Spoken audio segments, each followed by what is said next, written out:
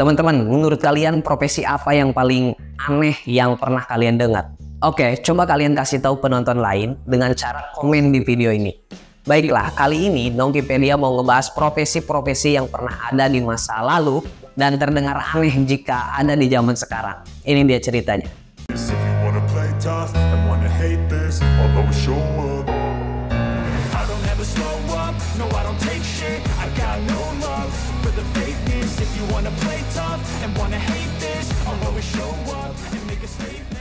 Profesi aneh yang pertama yaitu sin eater. Teman-teman, di Inggris pada abad pertengahan masyarakat percaya bahwa dosa orang yang meninggal bisa diteruskan kepada mereka yang menghadiri pemakamannya. Nah, untuk mencegah hal ini terjadi, mereka yang menghadiri pemakaman akan membayar seseorang untuk memakan dosa orang yang meninggal tersebut. Konsep sin eater berakar dari keyakinan bahwa dosa-dosa seseorang dapat menghalangi jiwa mereka untuk mencapai kedamaian setelah meninggal dunia. Oleh karena itu, dalam masyarakat yang memegang kepercayaan ini, ketika seseorang meninggal dunia dan diduga memiliki dosa yang berat, maka seseorang sin eater akan dipanggil untuk membersihkan dosa-dosanya. Proses pengampunan dosa ini biasanya dilakukan dengan cara memakan atau meminum makanan dan minuman simbolis yang mewakili dosa-dosa orang yang meninggal. Sin eater diyakini menerima dosa-dosa tersebut ke dalam dirinya sendiri, sehingga dosa-dosa tersebut tidak lagi melekat pada jiwa orang yang meninggal dan jiwa tersebut bisa mencapai tempat persemayaman yang lebih baik. Sin eater seringkali merupakan sosok yang dianggap remeh atau bahkan dijauhi oleh masyarakat karena tugasnya yang dianggap berbahaya dan tabu gitu loh. Mereka seringkali menjadi pilihan terakhir ketika tidak ada cara lain untuk membersihkan dosa-dosa seseorang yang meninggal. Tradisi atau kepercayaan sin eater terutama terjadi di beberapa budaya di Eropa, terutama pada abad pertengahan dan awal modern. Meskipun tidak terbatas pada satu wilayah tertentu, tradisi sin eater lebih umum dijumpai di beberapa negara Eropa seperti Inggris, Skotlandia, Wales, dan beberapa wilayah lainnya. Di Inggris misalnya ada laporan tentang praktik sin eater pada abad ke-17 hingga abad ke-19. Di sini sin eater adalah seorang yang dipanggil untuk membersihkan dosa-dosa seseorang yang meninggal dengan cara memakan makanan simbolis yang mewakili dosa-dosa tersebut. Berlanjut ke profesi aneh yang kedua yaitu body snatcher. Pada abad ke-19, permintaan mayat untuk penelitian medis dan pendidikan lumayan banyak, sehingga menyebabkan munculnya aksi pencurian tubuh.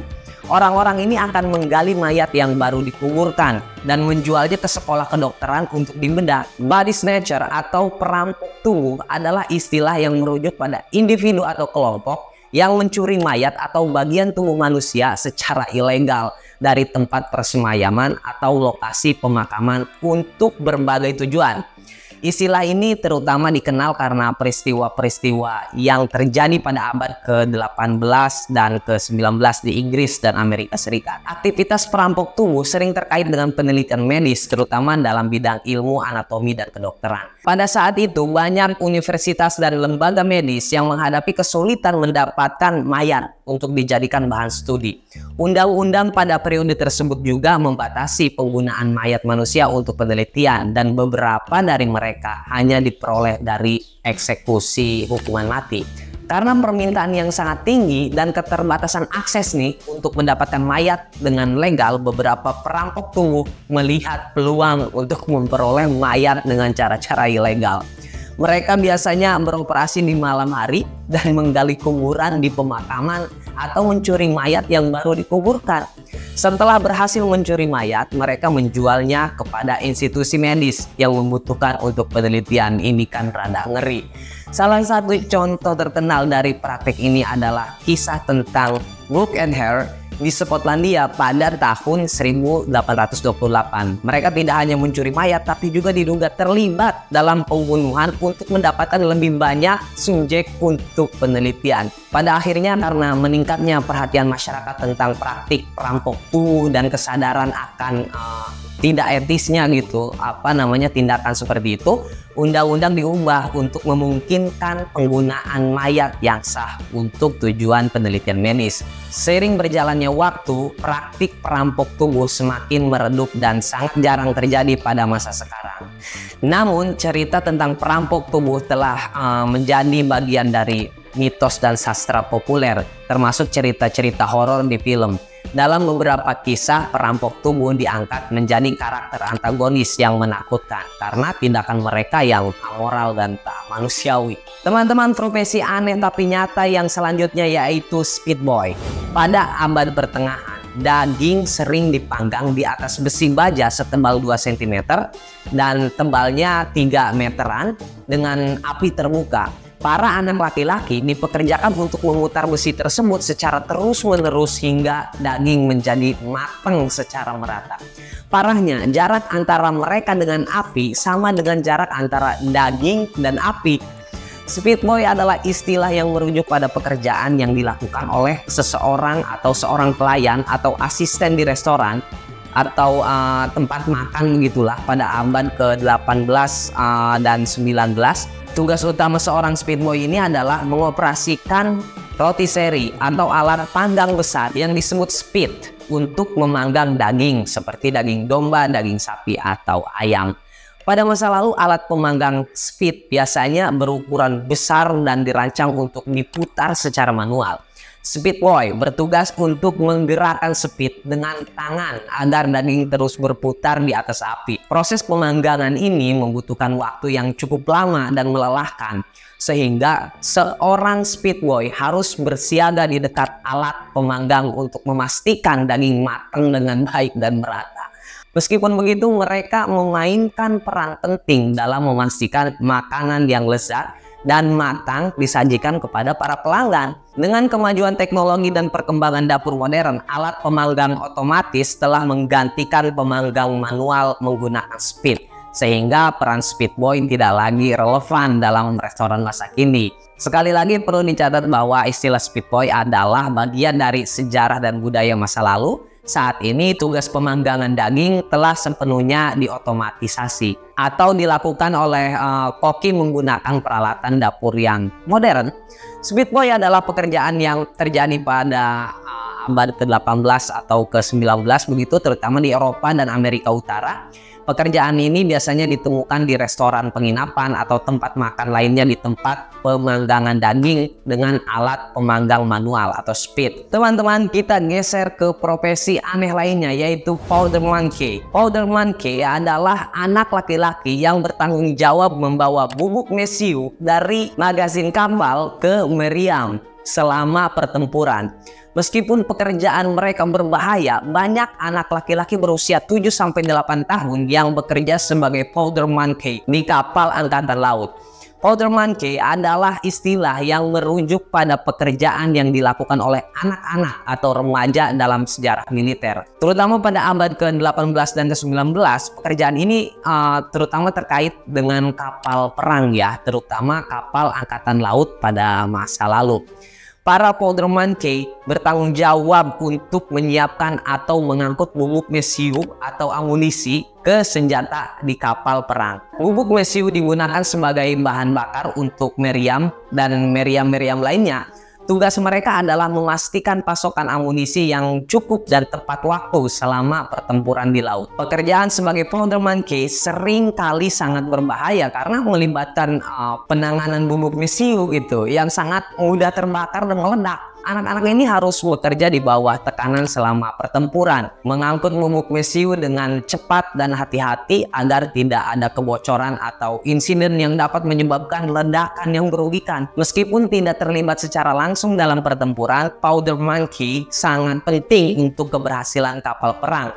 Karena mereka memastikan senjata-senjata di kapal tetap beroperasi dengan baik selama pertempuran. Praktik menggunakan anak-anak sebagai powder monkey dianggap tidak etis dan tidak manusiawi. Anak-anak ini seringkali bekerja dalam kondisi yang berbahaya dan banyak dari mereka mengalami luka atau kecelakaan yang serius akibat tugas mereka yang sangat beresiko tinggi gitu. Seiring berjalannya waktu dan kesadaran akan hak asasi anak, praktik ini akhirnya dihapus dan digantikan oleh sistem yang lebih aman dan profesional dalam penanganan amunisi di kapal perang modern. Meskipun pekerjaan powder monkey tidak lagi ada dalam konteks militer modern, istilah ini tetap menjadi bagian dari sejarah dan budaya maritim di masa lalu. Powder monkey terjadi terutama pada kapal perang pada abad ke-18 dan ke-19, terutama di Eropa dan Amerika Utara. Pekerjaan ini biasanya ditemui dalam angkatan laut atau armada militer pada masa lalu. Pekerjaan aneh selanjutnya yaitu no-crab. Pada abad ke-19 dan awal abad ke-20, banyak orang belum memiliki jam alarm. Jadi mereka mengandalkan no-crab untuk membangunkan mereka di pagi hari. Para pekerja ini berkeliling dengan membawa tongkat panjang. Mereka mengetuk pintu atau jendela untuk membangunkan mereka agar tidak terlambat beraktivitas. No-crab adalah istilah yang merujuk pada pekerjaan yang populer pada abad ke-19 dan awal abad ke-20, terutama di kota-kota di Inggris dan beberapa bagian lain dari dunia ini. Tugas no-crab adalah membangunkan orang-orang yang bekerja di pabrik atau karyawan yang memiliki jadwal kerja awal. Tentunya hal ini terjadi jauh sebelum jam alarm atau jam dinding menjadi umum di masyarakat. Sebelum ada jam alarm atau teknologi alarm modern, orang-orang di masa lalu membutuhkan cara lain untuk memastikan mereka bangun tepat waktu untuk bekerja. Inilah peran no-crab. Mereka adalah orang-orang yang akan berkeliaran di lingkungan, membawa alat pukul seperti tongkat atau batang logam dan memberikan pukulan atau ketukan di jendela atau pintu di rumah karyawan untuk membangunkan mereka pada waktu yang ditentukan. Pekerjaan sebagai no-crab seringkali memerlukan ketelitian dan disiplin karena mereka harus membangunkan banyak orang pada waktu yang tepat. Mereka akan memiliki daftar karyawan dan jadwal kerja setiap orang yang perlu dibangunkan. Dan mereka akan bertugas di pagi hari untuk menjamin karyawan datang tepat waktu. Seiring perkembangan teknologi dan semakin luasnya penggunaan jam alarm dan teknologi alarm lainnya, pekerjaan sebagai no-crab menjadi tidak relevan. Jam alarm portable yang dapat dibawa ke tempat tidur atau dinding dengan mudah menjadi lebih populer. Dan pada akhirnya menggantikan kebutuhan akan jasa no-crab. Kini istilah no-crab sering kali dianggap sebagai bagian dari sejarah dan budaya masa lalu yang mengingatkan pada cara orang-orang di masa lalu mengatasi tantangan dalam membangunkan tepat waktu tanpa teknologi modern yang kita nikmati seperti sekarang ini. Pekerjaan sebagai no-crab terjadi terutama di kota-kota di Inggris dan beberapa bagian lainnya dari dunia pada abad ke-19 dan awal abad ke-20. Ini adalah sebuah profesi yang relatif umum pada masa lalu, terutama di komunitas industri di mana banyak orang bekerja di pabrik atau memiliki jadwal kerja awal gitu di pagi hari. Semoga cerita tadi bisa menemani waktu ngopi kalian. Saya undur diri, I see you, bye-bye.